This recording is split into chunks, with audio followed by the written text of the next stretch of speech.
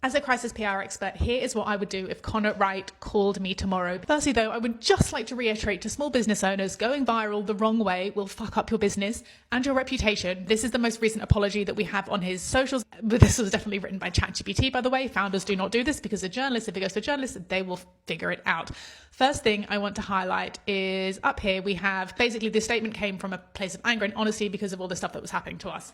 I understand that trolls and backlash on the internet is not fun for anyone. It really, truly isn't. But the second that you open an apology with a reason, that's a justification. And that is not an apology. And it has not been received by anyone as a real apology. That is why. And then secondly, down here, which I love, is we start talking about we're blunt, we're real, we make products designed to help people. This is brand positioning. And you're trying to sell in the middle of an apology. The internet immediately clocked it, and that is also why this has not gone well for them. But he is where he is. So what would I do now? He was my client. Two things. The first thing is Connor needs to go silent. And I mean silent on his page, on Chloe's, Chloe needs to go silent as well, but I think she already is.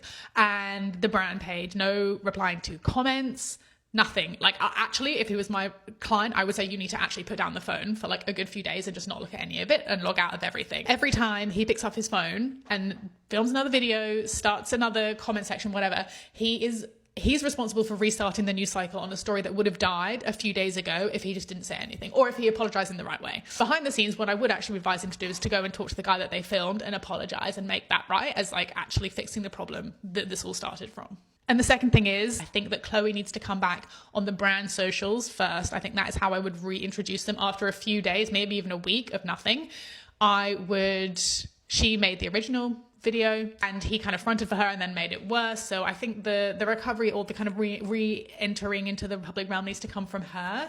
And I think it should not be in a statement. It should not be an apology. I don't think it should kind of reference the issue at all.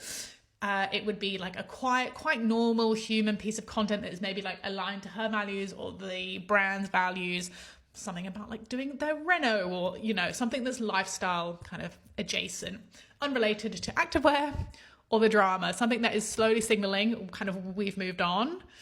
And it's not like, not everyone's going to accept that immediately. If you are a brand owner in the middle of a PR backlash or your name is Connor, I have a hourly one-to-one sessions, which is for quick advice in the middle of a backlash.